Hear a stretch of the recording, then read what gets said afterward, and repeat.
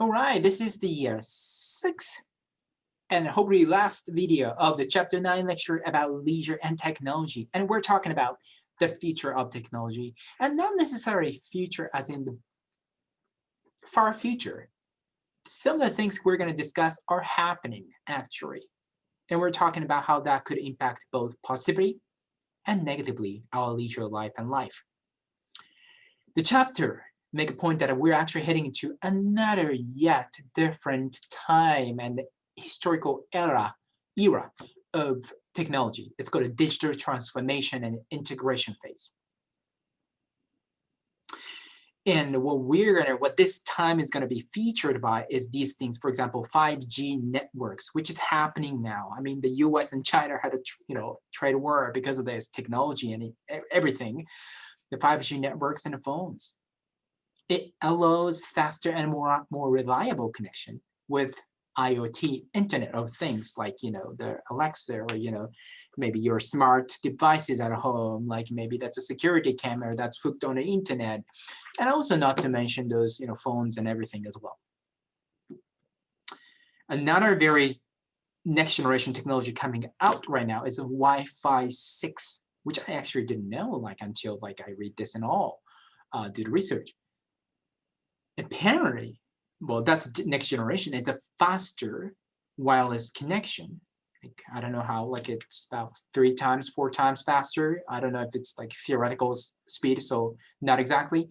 But what's more important is not just a faster, but it's more suitable for many devices. Because if you think about it, 10 years ago, how many devices did your family have at a place? Now you usually have one Wi-Fi, right, at home, and you have your phone, your parents' phone, and maybe some laptops. Probably pretty much that's it. But now on top of that, we have those AI that's connected. Alexa, Google Home. Maybe you have a fancy security cam, fancy fridge that's connected. What else? Well, smart TV that's connected, and 2 or 3 smart TVs even connected to the internet. What else you got? You have a Apple Watch. You have a couple. There's so many dozens of devices that your only one family has, which is hooked on the same Wi-Fi, which actually slows down. It eats up a lot of the bandwidth of the internet. But this next generation Wi-Fi 6 makes it more optimized in terms of in a situation where the many devices are hooked as well. That's what I learned, which is very important, I think, especially now with the COVID and everything. There are a few more new things that I don't even really understand. Edge computing, one of them is edge computing.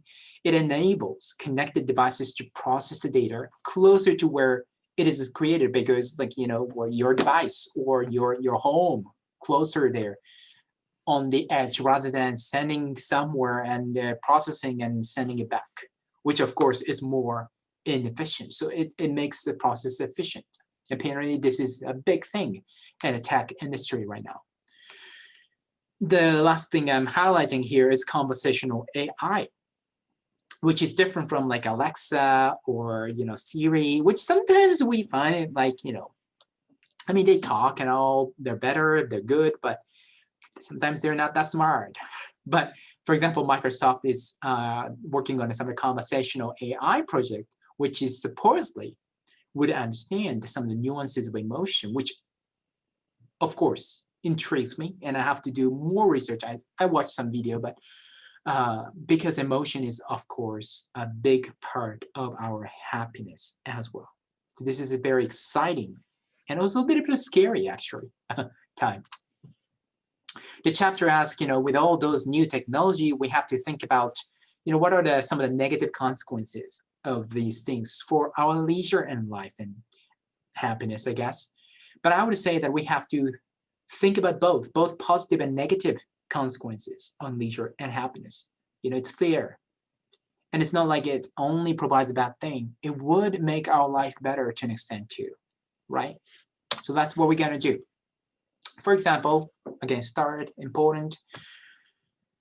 Chapter make a point that outdoor play time, their physical activity time, the nature, outdoor time for children, our children, is increasingly replaced by sedentary device-based gaming time, screen time.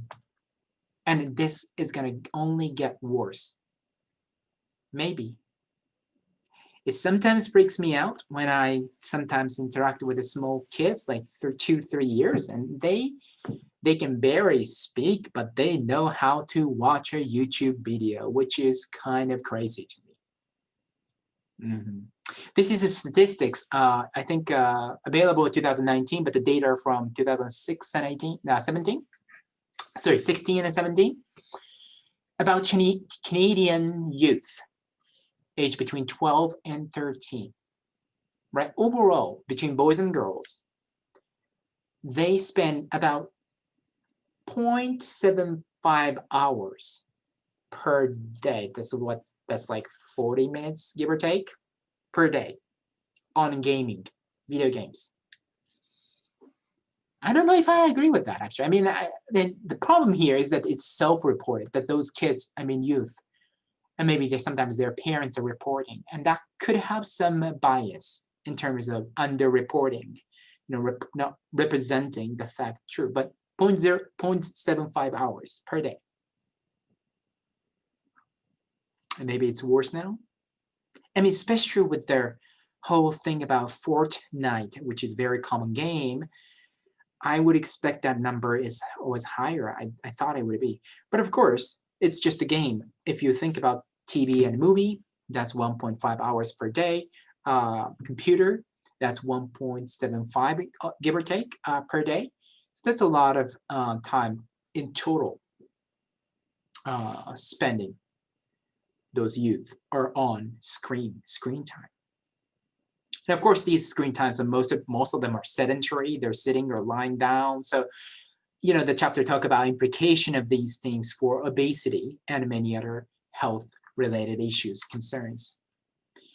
And of course, the chapter asks about this thing called AVG, active video games. I think they didn't use the word, but it's called AVG, active. What we're talking about is one of those things, like dancing games, Wii Fit, that type of game. Chapter talk about one study from Louisiana State University, LSU. And what they didn't show was that, though, that it was successful. There's some of the video AVG-based intervention basically help kids, overweight kids actually, lose weight, lower their blood pressure, lower their cholesterol, and increase physical activity levels, which is really good, important benefits. However, it was not just a video game, but also in combination with the fitness coaching by an expert and also step tracker. So there was some sort of Fitbit kind of thing going on too. So that's not natural. As in, that's not like, they let the kids just play and observe, right? It was more structured. It was very unnatural setting. Now, there are hundreds of studies on this topic, and there's something called meta-analysis, which is basically summary research of the past dozens and sometimes hundreds of studies, okay? So they're very trustworthy. And what they found, and in multiple meta-analysis, what they're showing is that these AVG, active video games, they have physiological effects, such as heart rate, going up and down, or oxygen consumption, energy expenditure, give or take same, equivalent to traditional physical activity. It depends on age, it depends on a game, it depends on the design of intervention treatment. But overall, it seems to have a same as traditional physical activity. So kids spend 1 hour playing one of those dance games, pretty much same as kids playing outside in the park, traditionally, if it's having some physical activity out there. 1 hour. Basically same thing, physiologically speaking. Of course, you can ask some issue regarding to like nature, right? Nature is very important. They're not necessarily getting that. I mean, they're inside. What about social components? That's also a very important thing. But also given the COVID and many issues, sometimes we have to stay inside. So it is viable. And it seems to be better than just being sedentary, of course, just sitting around. It's better, definitely ABG are significantly better. The chapter also talks about this very interesting story that grandma has a new dog, and it's actually not a dog. It's not live dog. It's a robotic dog. Companionship. It's called actually socially assistive robot. So SAR, I think. That's what it's called, right? The story in the chapter is called Jenny. It's a dog. It's a golden retriever. So that's nice. Everybody loves golden retriever. And they were designed to create, they was designed to help therapy patients, older adults, people with the dementia, and all that. Now, there is actually a study. It's not really future. It's now that we are doing research on it. For example, one of my colleagues at Indiana University in the United States, they use this robot on the right side. It's called a Paro. I think it's from Japan or something. Seal. It looks like a seal. It's cute. Little eyebrow like on here. And they wanted to experiment this with the older adults with depression, okay? And what they found was that the positive effects were observed among those who never had a pet, basically. Zero pet experience. Those adults, older adults with depression who never had a pet were more likely to interact, just touch it, move it, kind of talk to it with the Paro robot. There was actually a sensor attached to this Paro, and it objectively monitor the interaction. Those who never had a pet also had a more positive attitude toward this Paro and similar, those robot animals after the intervention. Overall, the people who participated in this study, they liked the companionship. The companionship was important, but they also reported that they wish those robots also had a practical function, not just being there, sitting around and just making some cute noise and all that, but something like making alarm, maybe remembering schedules and give us reminders. Those things will be very nice. So it's not just going to be future socially assisted robots like Paro or Jenny.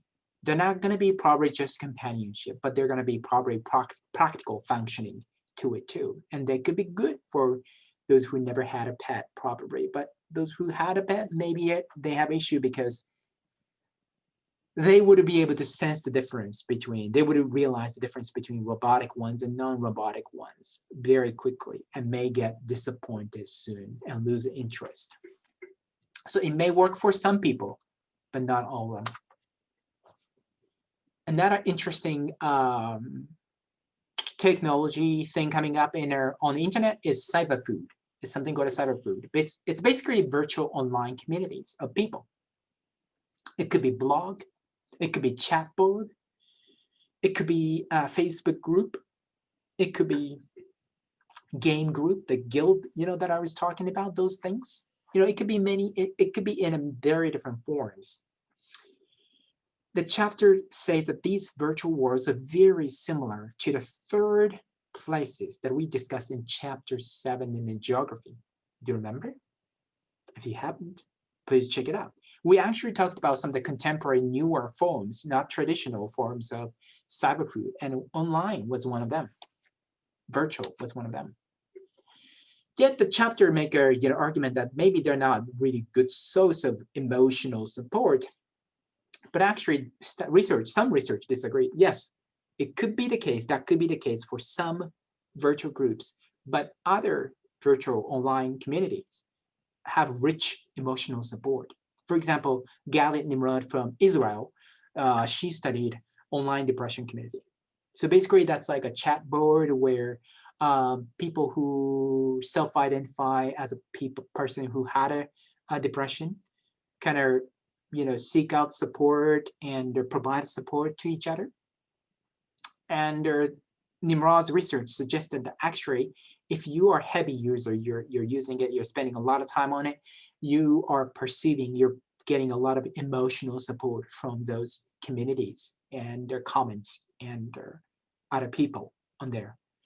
Maybe that's because it's anonymous to an extent. Sometimes it's difficult to disclose very personal matters to someone you know, right? Especially with the mental health, there is still some stigma that we have to address. And anonymity of the internet could help, and it could actually lead to better support. Cyberfood can have other issues, problems too. For example, identity deception. People can claim to be someone who they are not, right? Anonymity can have some benefits, like I just said, in terms of Gallup study, but also it could lead to unethical behavior. People started to do whatever they please, which is not necessarily good. This Barlow, he pointed out the issue of the absence of experience of others. It's not just, sometimes having a community is not about people saying stuff and then people communicating. It's sometimes about, it's kind of weird thing to say, but smell of other people or the tone of the voice, right? The internet is still void of those things. It doesn't really communicate those things. Maybe it will eventually, but for now, it doesn't. So it's a different experience of having others around, having a community.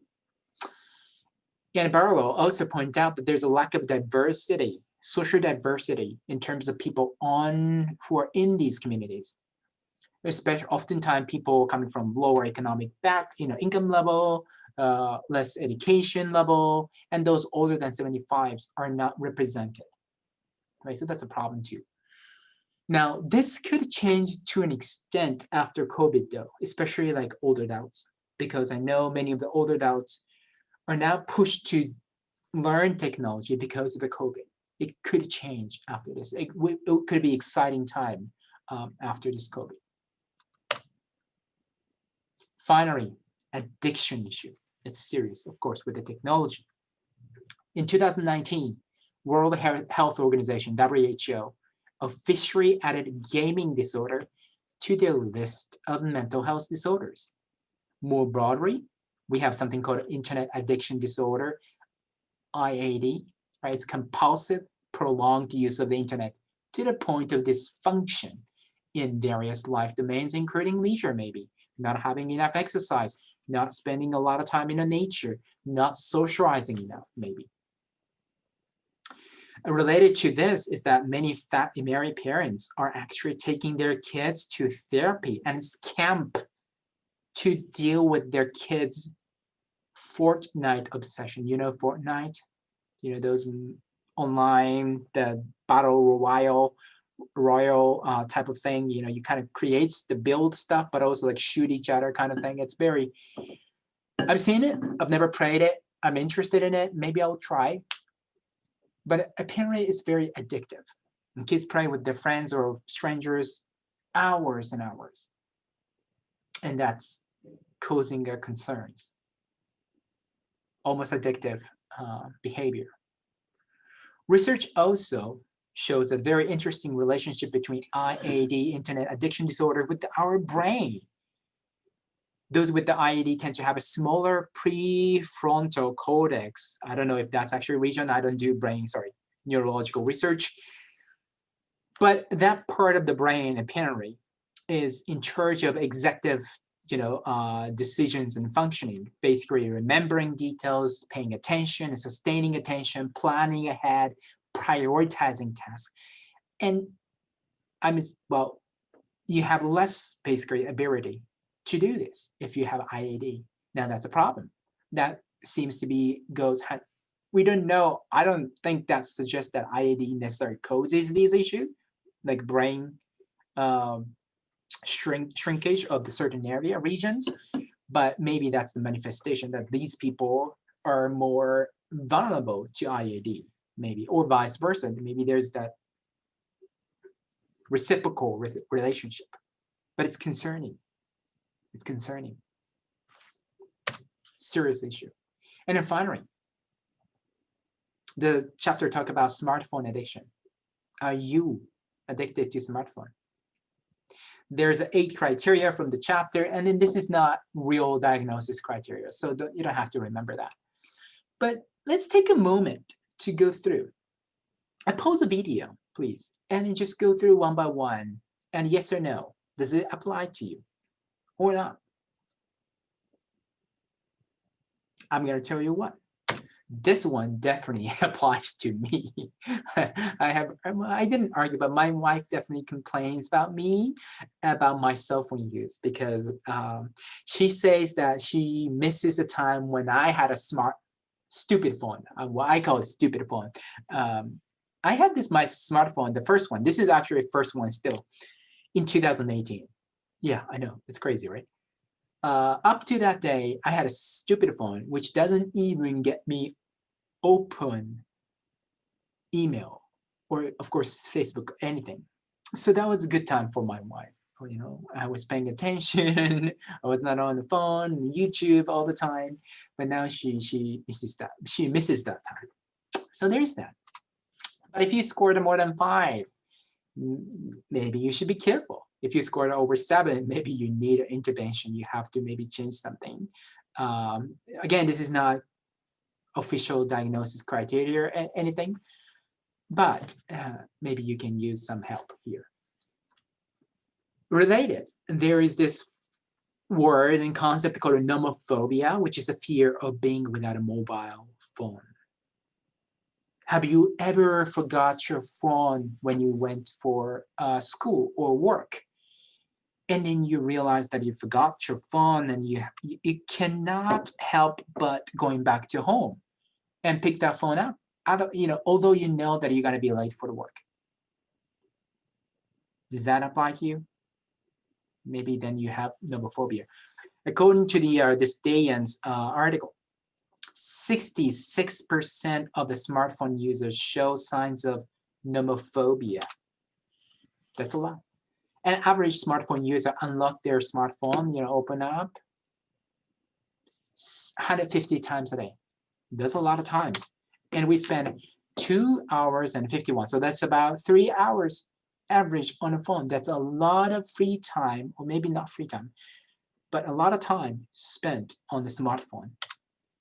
And finally, 75% admit that they have texted at least once while driving, which is very straight dangerous. So please do not do it, right? But you can see how serious this issue is. So all that kind of also suggests a kind of dooming future and picture of the future, that we are addicted to the phone, we're constrained by phone, and we don't have a freedom, and all that kind of future. But also chapter makes a point in a conclusion that neither technology nor the changes that come with it are not impossible things for us to control. We could control it. We could be smart about it. Really, the issue is, can we be aware of the impacts that they have on us? Right? Are you aware how many times, how many minutes and hours you're spending on those things? Are you aware how other people are thinking about your technology use? And if you're aware, can you reflect on it, and can you make change? What's really important? What do you think is appropriate amount of time that you're spending with those technology, and how you should be using? And if you reflect on that, maybe we can be smart about it, we can be critical about it, and we can change our behavior. Hopefully, we can have a better quality of leisure and happiness. Okay, so that's the end of chapter 9 about leisure and technology. Bye now.